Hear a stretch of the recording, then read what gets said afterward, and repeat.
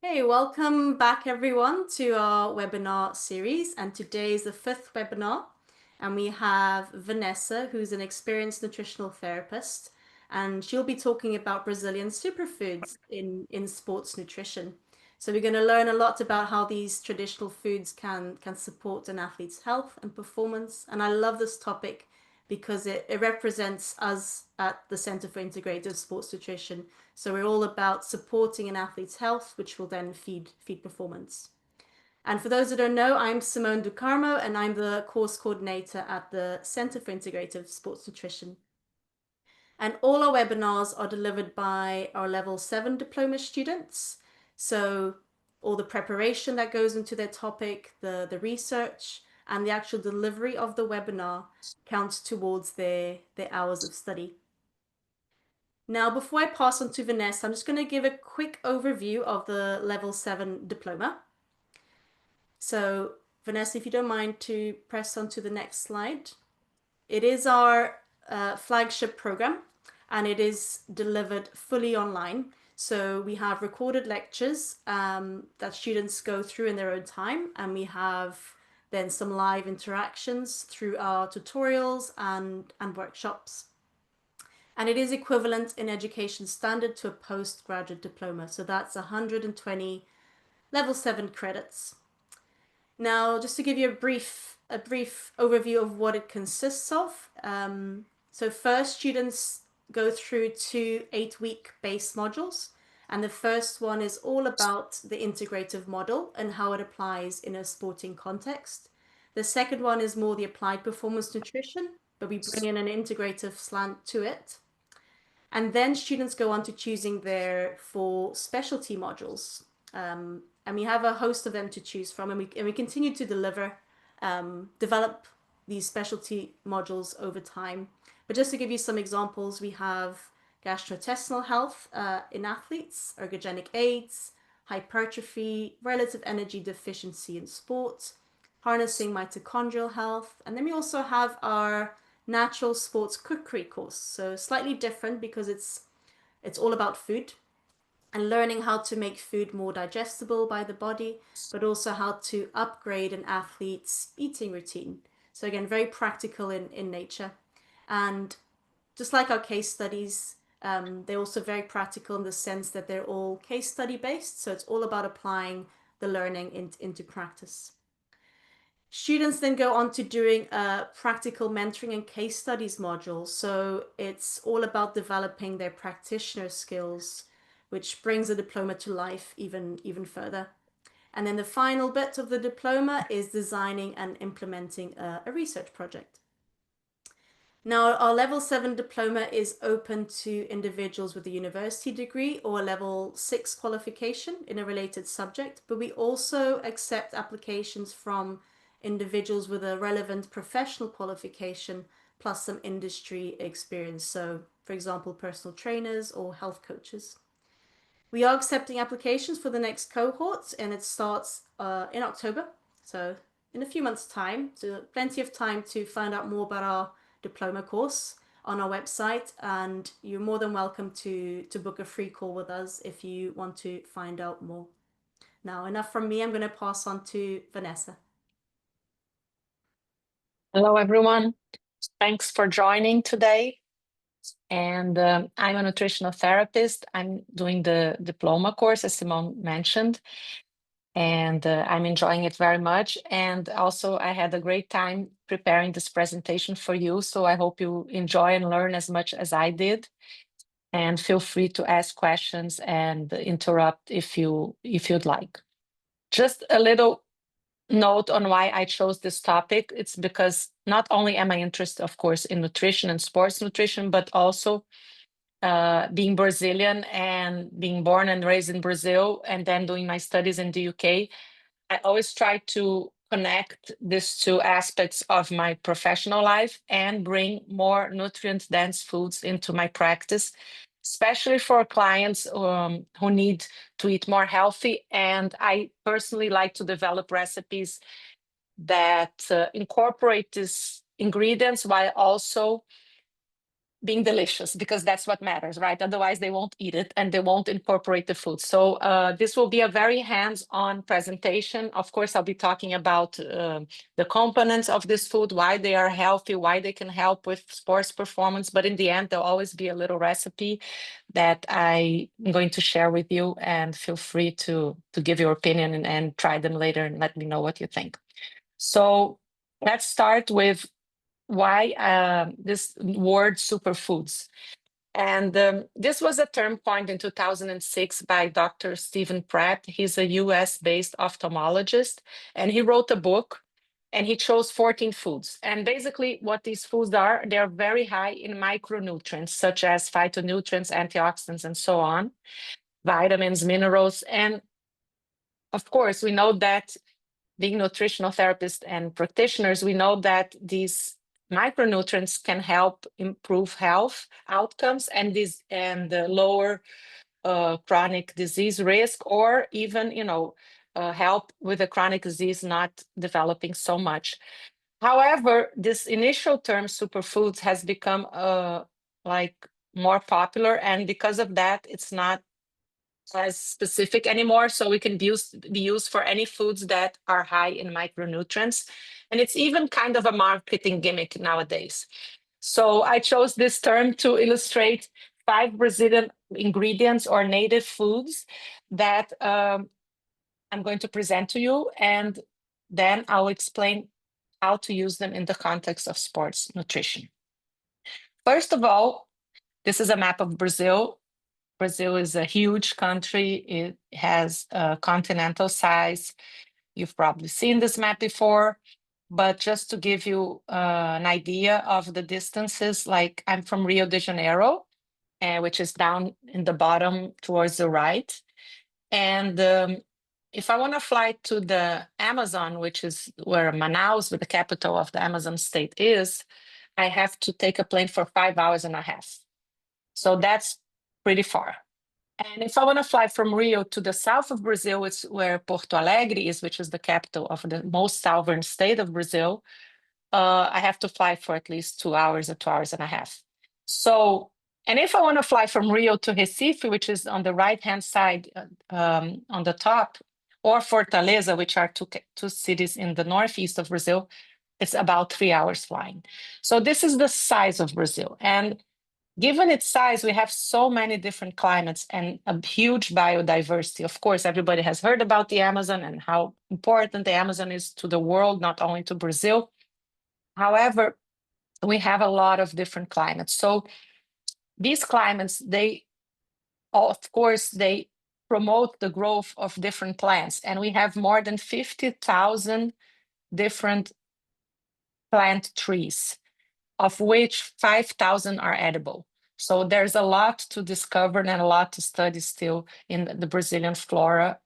And today will be a little sample of some foods that have already been discovered, explored, and are also commercially available. And I chose foods that you can also buy abroad, not only in Brazil, but also maybe in the UK, in the US, in other countries. Otherwise, it doesn't really make sense for practical terms. So the first one that I have here is guaraná. Guaraná is a fruit, and it's from the Amazon. Açaí is also a fruit, and it's also from the Amazon region. However, açaí, which has become quite famous worldwide lately, is mostly grown in the state called Pará, and the capital is Belém. And if you look at this map, above the letter N in Amazon, the big green Amazon word, there is Belém. And that's kind of an entry port to the Amazon River, and that's already considered the Amazon. And interestingly, I've never been to Belém, but a lot of chefs go there, even French chefs or, from the big cities like São Paulo and Rio. They travel there because there's a huge amount of different foods with different tastes and different, textures. And they have a big market in the main town where you can try and see all those foods. And açaí is 90% nowadays grown in the state of Pará. As a curiosity, I'm not going to talk about Brazil nut because I think it's already become, too well known to be interesting, but in Brazil, we don't call Brazil nut, we call it Pará nut from the state of Pará. So that's where it comes from originally as well. Continuing a little bit to the right, where there's Fortaleza, Natal, Recife, that's the northeast of Brazil. And this area, oh, by the way, sorry, I forgot to mention, the Amazon is very hot, humid, as you must probably be aware. The humidity is great and it's very close to the equator. However, this part to the right that I just said, Fortaleza and Recife, which are to the northeast of Brazil, it's drier than the Amazon. It has more sunshine, and it also has some light breeze. And the soil is much drier, and that's where the cashews come from. Cashews are native to Brazil. However, nowadays, like they are also grown in other countries in Africa, but they were originally from this part of Brazil. Then if we go a little bit inwards towards the middle of the country where there's written big bold letters Brasília and there's a star, that's the capital of Brazil. And that's where what we call the Cerrado region, which is kind of our savanna. It's a dry region. It has altitudes of 300 to 1600 meters.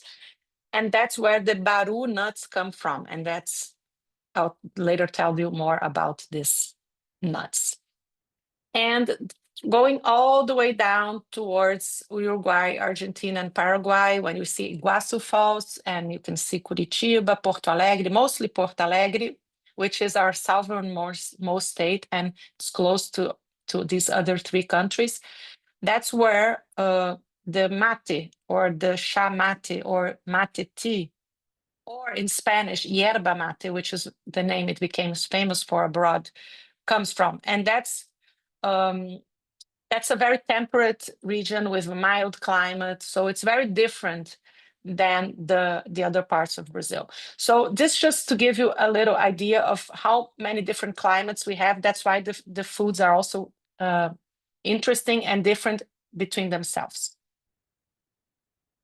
So just out of curiosity, I would like to know, you can answer in the chat, which of these or how many of these you have tried or you are familiar with. So you can either just write a number of how many you know or the names. And so I can also direct the presentation more towards what you don't know. Okay, so Simone has tried açaí, guaraná, and cashew nut. Yeah, cashew nut, I guess most of you have tried, unless you're allergic to nuts or something.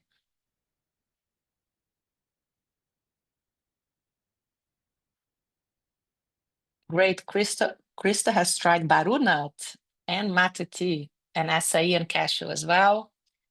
Catherine, everything except baru. And Tracy, yeah, great. So yeah, cashew nut is pretty, but açaí is also become very famous abroad. So just out of curiosity, I only tried açaí maybe 8 years ago, and it only became popular in Brazil. I'm sorry, in Brazil, in the big cities outside of the Amazon, maybe 20, 25 years ago.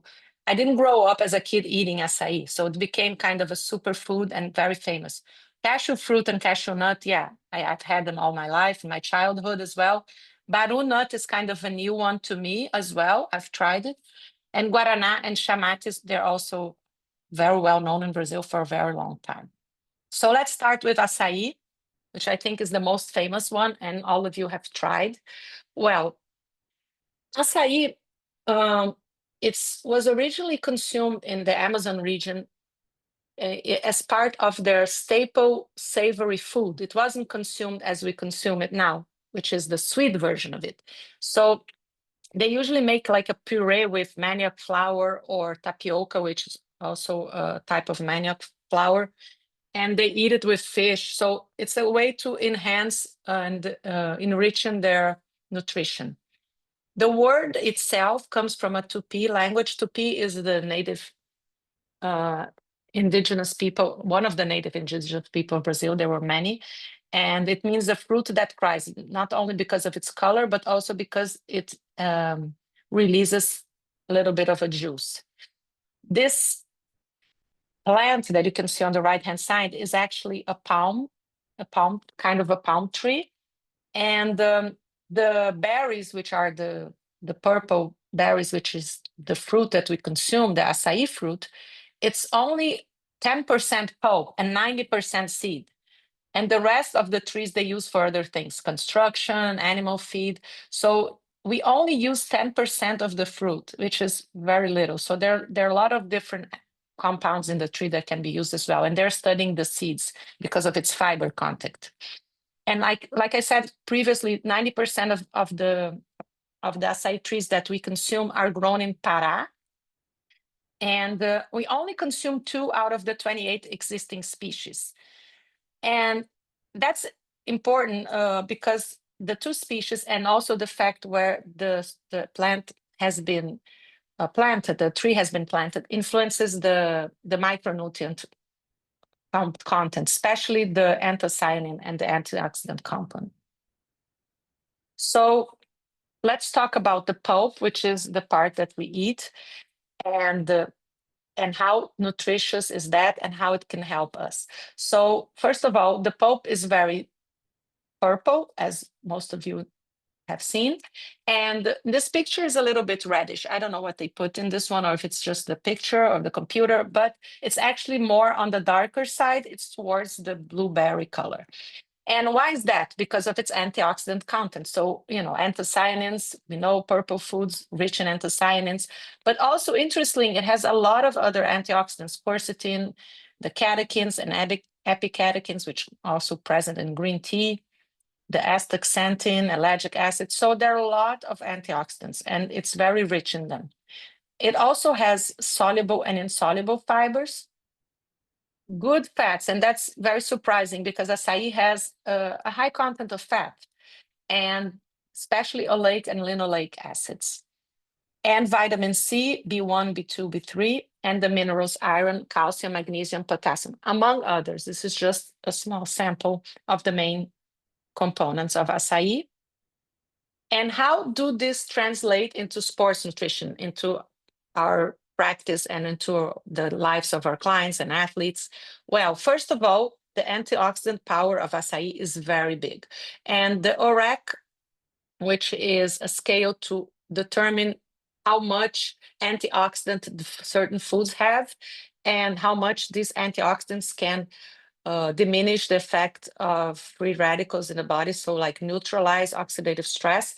Well, it's quite impressive. Acai has an ORAC index of 18,400, which is almost 5 to 6 times more than blueberry, which is already a super, antioxidant powerhouse. So, and even more, almost double than pomegranate.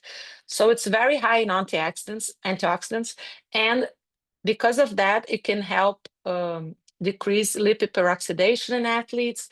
It can help antioxidant capacity, like I said, neutralize oxidative stress or reactive oxygen species that are generated during an exercise session. So this is a natural way to help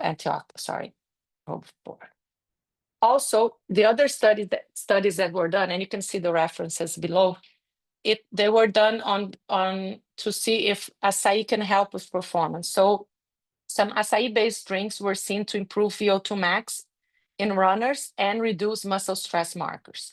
Also, in cyclists, there was a study done for 15 days using acai pulp, and this enhanced their anaerobic threshold and decreased the levels of blood lactate after exercise. Another aspect is that it can help reduce muscle soreness, especially delayed onset muscle soreness after exercise sessions, and help jump performance after exercise sessions, which is indicative that the muscle has been less stressed. Also, like we mentioned, the polyphenols are at the heart of this capacity that acai has. And muscle damage prevention. This is interesting as well because they did the chronic supplementation that is 200 grams a day for 25 days of acai in runners, and that reduced creatine kinase levels 24 hours after a race, showing that there was less muscle damage than expected, which is a good good thing for people who do a lot of exercise. And the acai powder that was done showed that there was a fast recovery in the eccentric damage that was done in a knee flexor exercise. So these are 2 studies. There are more studies on acai than the other ones, just to let you know, but we'll talk about this soon. And this is a summary of the studies that I found. Vanessa, Sure. I'm sorry. May I ask if you would go back to the study that also include the cyclists? You Sure. mentioned, yeah, thank you. It was under number 2. Oh, no, sorry. That's Go okay. ahead. Thank you. I just wanted to make sure VO2 max in runners was improved, and then reduced blood lactate and enhanced anaerobic threshold after 15 days. Okay, thank Yeah. you. I just wanted to get If clarification on that.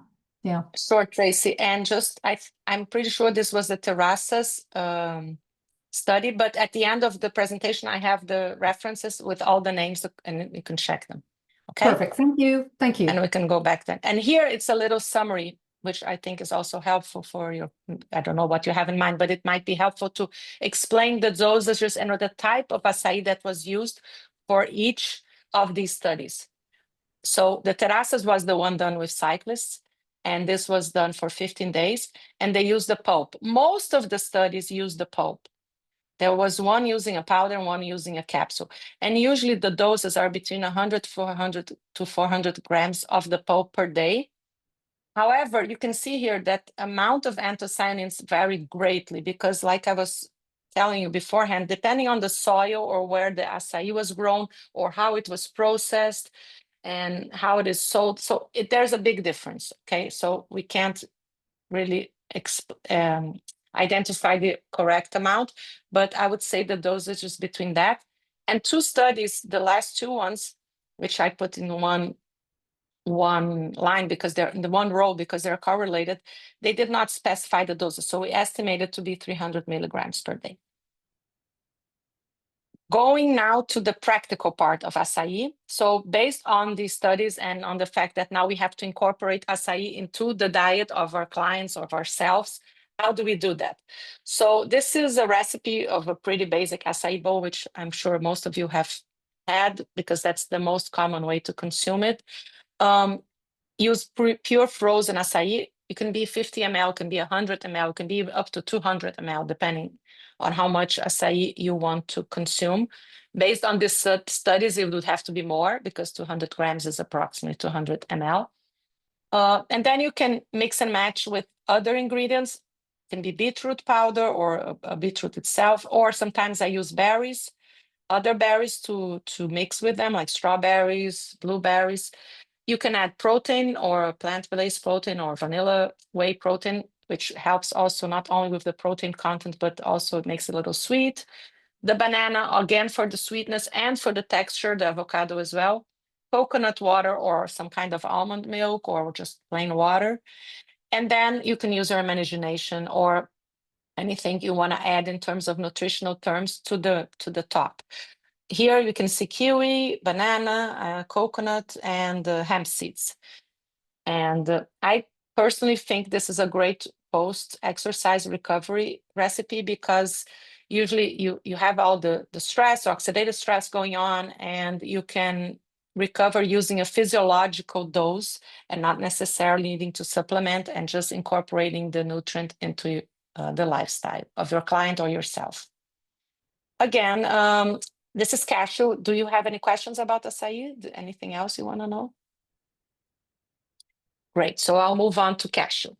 Cashew, I'll be talking about, I said there were 5 foods, but it's actually kind of 6 because the cashew I'm dividing into the fruit and the nut. I'm spending more time talking about the fruit because I think it's more interesting and less people know it than the nut, but both are equally important. So the cashew tree is this one you can see in the picture. This is the beautiful red fruit, which is a cashew apple or a cashew fruit. And then their nut is technically the seed of the fruit. And this is consumed widely in Brazil, both the fruit and the nut. However, the fruit, I don't think it's consumed abroad because of it has a high water content and a high vitamin C content. So once you remove the seed, it becomes perishable very quickly and prone to oxidation. So it's hard to get a hold of it abroad. Well, talking about the fruit or the cashew apple, it's very rich in vitamin C. It's very juicy. It has 5 times more vitamin C than oranges. And it has a lot of electrolytes and also tannins, and flavonoids and other components like anacardic acid. In sports nutrition, that would translate to, because of its high amounts of polyphenols and vitamin C, lower levels of oxidative stress, protection from upper respiratory tract infections, improving recovery after exercise, hydration, not only because of its high water content, but also because of its high mineral content. And there's this study that was done showing that there was a high of fat oxidation and increased total energy expenditure in trained and untrained men while doing HIIT exercises, high intensity interval training. So this is a drink that's made of the cashew fruit. So usually what we do here in Brazil, we take the fruit and we mix it with water and you have a drink. You can do a juice, but there's also like cashew caipirinha, which is not what we're going to talk about today, but it's very good. But the juice, you can make it at home, but like I said, it's complicated to transport it and to export it. So there's this version, which is called cajuína, which is also typical, and it's a pasteurized cashew fruit juice. And it's a little bit like an apple juice. And it has no added sugar, it's just the fruit, and it's pasteurized version. And I chose to compare it to Powerade or Gatorade, that it's traditional sports drinks, because of its high electrolyte content. So you can see that it has a higher potassium, calcium, magnesium, and phosphorus than these drinks. Just sodium, it has a little bit less.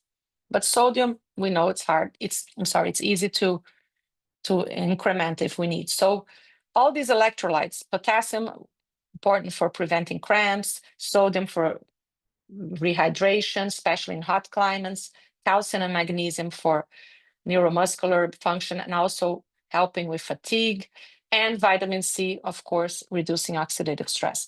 And the interesting thing is that this drink can be used intra-training as well. You can use it in one bottle if you're cycling, or you can make like an electrolyte mix, adding some sodium to it, depending on the quantity of the sodium that your client or yourself need. So it's an idea to start either alternating or replacing other fruit juices that you might use. And let's say grape juice, which is very popular to use intra-training.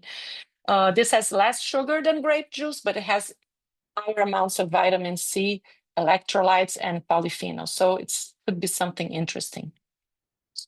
And now just briefly talking about the cashew nuts. The nuts, as you're familiar, they're high in energy, very energy dense, easy to carry, very good for intra-exercise, snacking, source of fiber, protein, unsaturated fats, carbs. They're also rich in magnesium, which can help with reducing inflammation and recovery of muscle. And they also have some branched chain amino acid, not a lot, but a little bit, which might be useful, especially for intra-training, the amount they have. The antioxidant protection, again, comes from zinc, copper, selenium, which are minerals that are very important for glutathione peroxidase enzyme synthesis, and this can reduce oxidative stress.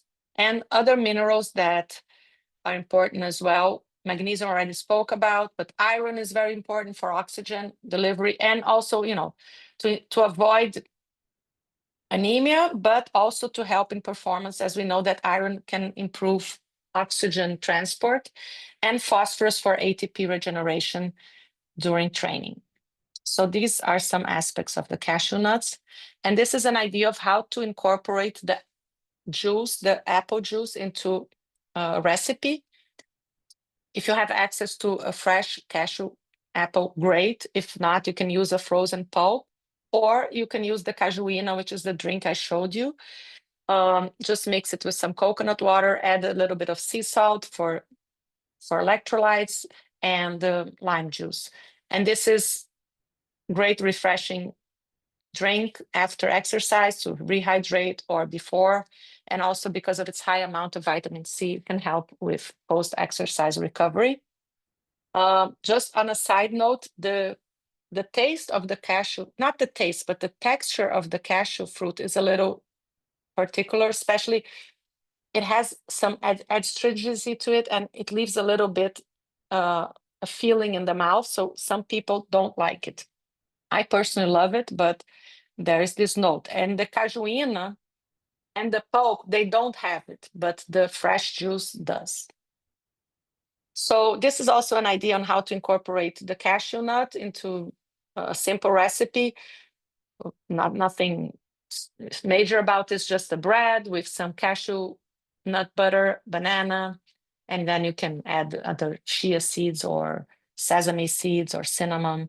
And this is a great pre-workout breakfast or snack, and very quick to prepare. And then another very well-known recipe is this one, the energy balls. However, using the cashew nuts, you can use other nuts as well. Even baru nuts you can use if you want, but the cashew or the almonds. But here, since we're talking about the cashews, the idea is to incorporate them, the roasted version of them, and use the dates, the oats, the chia seeds, and then sweeten them if you like.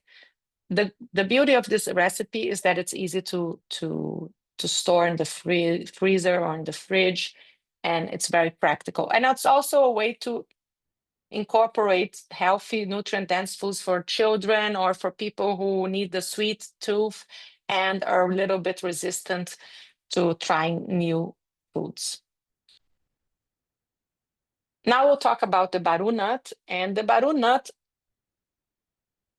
is also one of the newest ones, to me at least. I've tried them, and they are technically not nuts. The baru nuts are, baru is actually a legume. So that explains, and it has like a shell outside, a hard shell. And then this that we are seeing here in the picture is the seed of this fruit. They're a little bit like peanuts, but the shell is thicker. And the baru nut, it has a high protein content. About 20 to 30% of its content is protein, which it's understandable since it's a legume. It has good fats, especially oleic acid. It also has several polyphenols, but it has a high amount of tocopherols, which is very interesting, which is vitamin E. So it's a good food to incorporate if you need to increase vitamin E consumption. And it also has iron, zinc, and other nutrients as well. The only caution here is not to eat it raw, because it has trypsin inhibitors. That means it can interfere with your protein absorption. So it's better to eat it roasted. And since it's a legume, you have to be careful with allergies, especially not but peanut allergy and soy allergy as well. So if the person is already allergic to one of those, have to be careful with baru. Well, just for comparison purposes, here's a table with baru, peanuts, and almonds. And you see protein content per 100 grams is pretty similar to peanuts. Fat, it has lower fat than the other two. It has good amounts of fiber, good amounts of magnesium, iron, and zinc. It has more zinc, and it has an estimated ORAC value of 9,000, which is very high compared to the other two. So it has more antioxidants than the other two. Well, how does that, again, translate into our field of sports nutrition? The plant protein and the magnesium content helps muscle function and repair.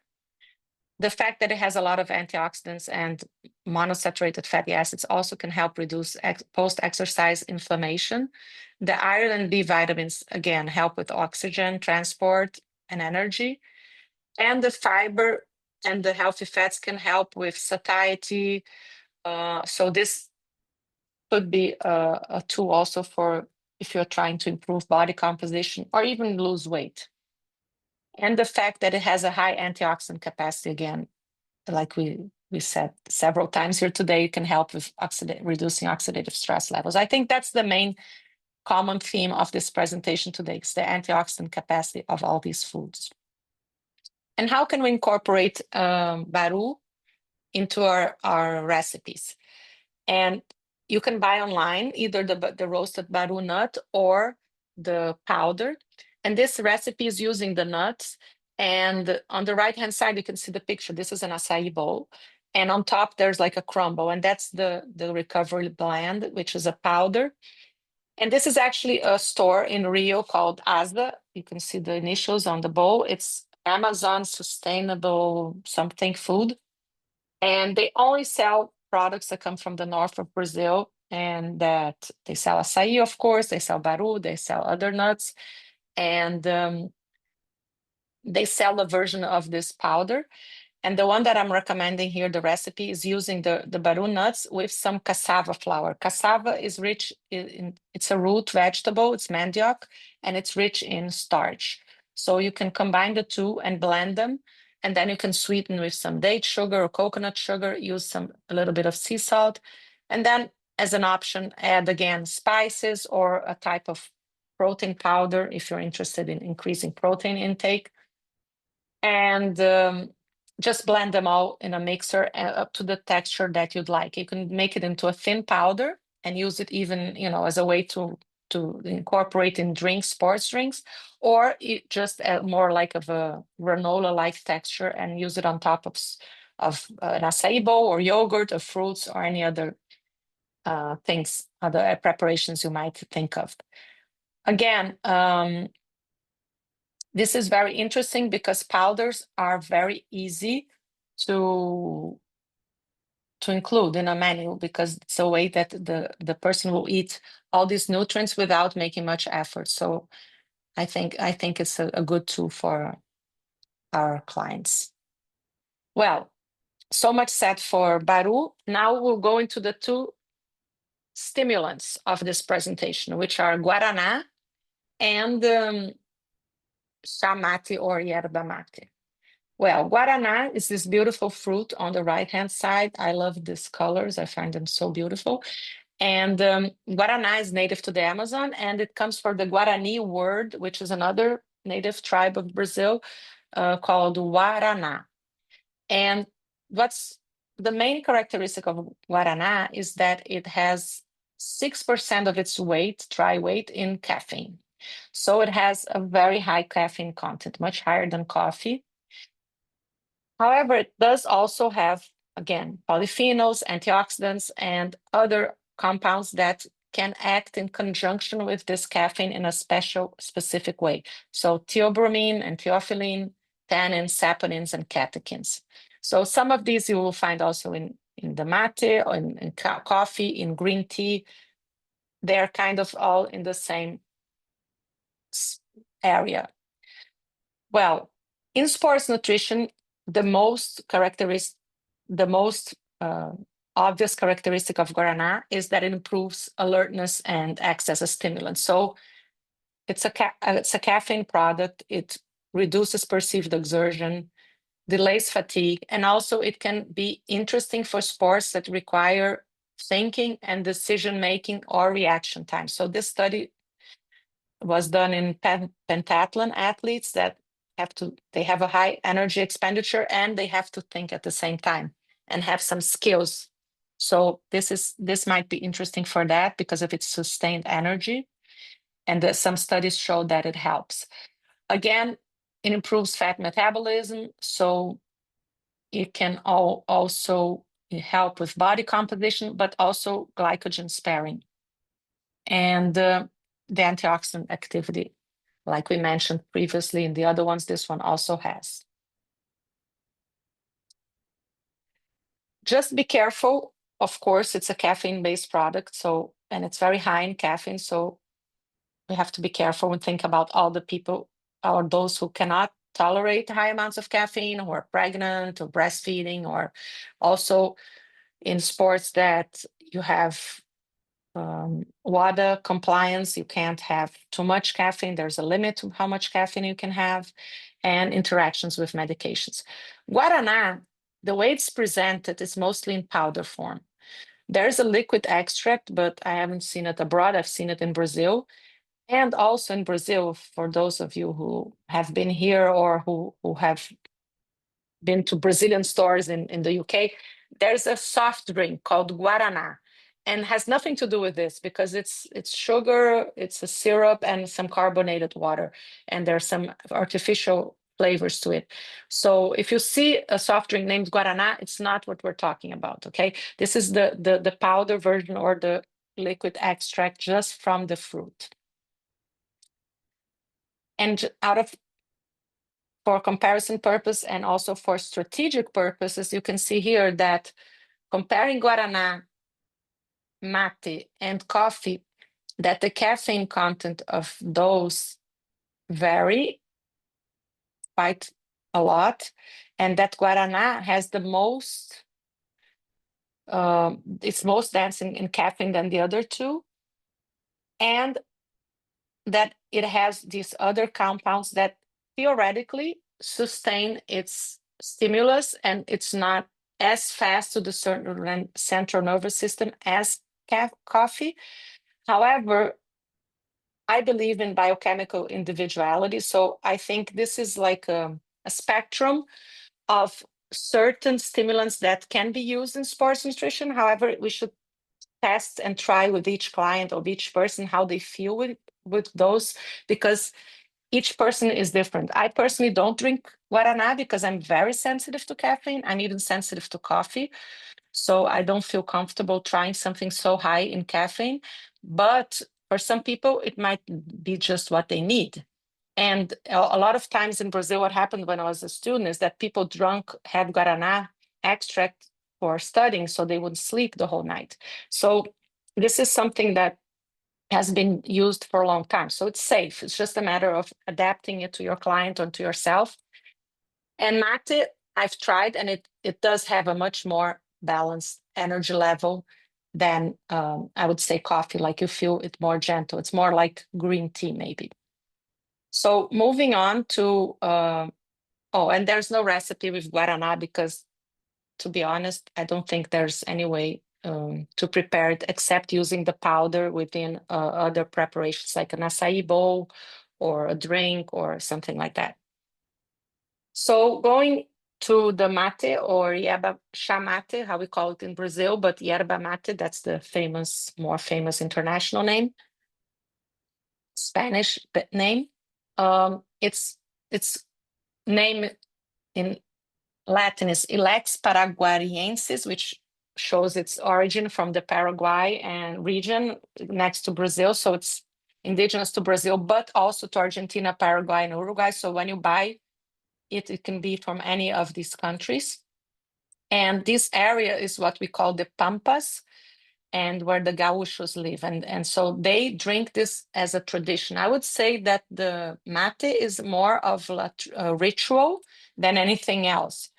So I've had clients from the south of Brazil, and they drink this from the moment they wake up until, let's say, 2 or 3 in the afternoon. And they usually have this gourd that you see on the right-hand side. And they these are the leaves, but it can also be the powder. This is the dry roasted leaves, but it can also be a powder, green powder, which is the raw version. And you mix this with water. It can be hot water, and that's chimarrão, or cold water, and that's tereré. The problem with drinking this with hot water that is too hot is that it's been shown that can enhance the risk of esophageal cancer. So this is one problem. And the other problem is that it can also bring out the bitterness of the leaves. So it's better to use the water before its boiling point, or lukewarm or cold. And in Rio de Janeiro, we have a mate as well, but again, has nothing to do with the original version. It's an industrialized processed drink, like a soft drink, and people just drink it with on the beach. So it's very common, but has nothing to do with the original plant from the south. Well, what are the components that make mate so interesting? First of all, the caffeine again, central nervous system stimulant. The theobromine and theophylline, which I'll explain shortly, the polyphenols, especially chlorogenic acids, saponins, which might be what makes the mate so different than the other two, are these compounds called saponins, and it also has mineral and electrolytes. The theobromine is this component that helps to make the stimulus more long-lasting and doesn't have the same crash as the caffeine from the coffee, because it acts synergistically with the caffeine. So it enhances mood, focus, but also without the overstimulation, make it more mild. It's also known to be a vasodilator, so it can help with blood flow and oxygenation. On the other hand, if somebody is sensitive to vasodilation, you have to be careful. And again, it is known to have mood-enhancing effects, especially given that calm alertness people associate with the mate because of its serotonin release. I mean, it enhances serotonin release, which can help with calm alertness. And also a feel-good feeling. Maybe that's why they drink so much of it in the South. They're used to it and they are kind of addicted to it. Well, as for the saponins, this is the components that I find that are very interesting in the mate because they are glycosides. And what has been shown is they are called saponins because if you mix the compound with water, it has like a soapy texture, but you don't feel that when you drink mate because it's not like that. It's just the way it's described in chemistry. But the fact that mate has this 10 different types of saponins give its uniqueness. And maybe that's why it has become so popular because of its antioxidant power. And also it makes it more bitter than the other two, because the saponins are very bitter in taste. Finally, how to incorporate that into our field of sports nutrition. Again, anti-inflammatory effects can be a benefit, especially reducing post-exercise oxidative stress and inflammation through reduction of cytokine production and inhibition of enzymes such as COX-2. The saponins are very good for the immune system. So this is interesting for people who are training a lot, who are doing a very strong training cycle, let's say for a marathon, a triathlon. It might be interesting to support their immune system with something like that. And again, the antioxidant profile of mate can be interesting to reduce oxidative stress. Like green tea, mate also helps with fat oxidation. We're not talking about the green tea in this presentation, it's just that it's something people are familiar with. So I like to make this comparison because the fact that it enhances fat oxidation can help spare glycogen during exercise. So drinking it right before exercise or doing exercise can possibly help us spare glycogen stores. Again, the stimulus effect that we already talked about and how to use it within the training context, what time, how much, all this depends on the preparation and on the individuality of the person. And using the mate as a way to improve body composition, which can be useful in the context of sports nutrition because sometimes people need to change their body composition. But also if you have clients that need to lose weight or who want to improve their lipid profile, it can help. It can also help binding to bile acids in the gut and therefore reducing the absorption of cholesterol. And the buzzword of the moment is GLP-1. So it has been shown to increase the the release of GLP-1, which probably helps with satiety, and then with body composition. So it's also used by people who fast and want to increase their time of fasting. The cautions are the way the mate products are dried or smoke dried can lead to potential carcinogens being produced. So be careful with the sourcing, especially, go for the air dried options or organic brands if you can. Again, the same thing as with Guaraná, stay within legal limits, avoid for people who are very sensitive to caffeine, and especially not drinking this too late in the day, and avoiding interaction with other medications, or avoiding possible interactions with medications that we know that can be prone to the stimulus effects of caffeine. Well, this is a recipe. You have to buy a gourd, but this is the traditional chimarrão, or you can also use a thermos, I guess. But they use this gourd and they use a metal straw. And what they do is they use the green roasted power, as you can see in the picture, and they put it like, they kind of compact it in half of the gourd, and they put the hot water in the other half.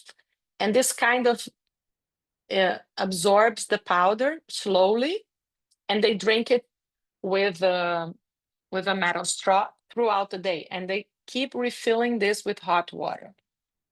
So this kind of wakes up the herb, and also using some cold water first can avoid the bitterness, because we know that the bitterness is released when the water is hotter. Again, like I said, can be used as an antioxidant recovery or pre-exercise stimulant. I would make sure this gourd is very well washed, because what happens is in the South, they use this the whole day, and they use it day after day, and the gourds are individual. So people sometimes they just leave this powder or these leaves, and they can become kind of not very hygienic. So it's important to clean it properly as well. So this is the traditional version, and this is a more modern version of the tereré. Tereré is the cold version of the mate tea. However, the mate tea, the tereré, they leave the leaves with the water and they drink it. Here, it's a filtered version. So first of all, boil some water, let it cool a little bit so you don't have the bitterness. Put in the dry roasted leaves. This one is with the dry roasted leaves, and let it infuse for about 5 to 10 minutes, depending on your taste.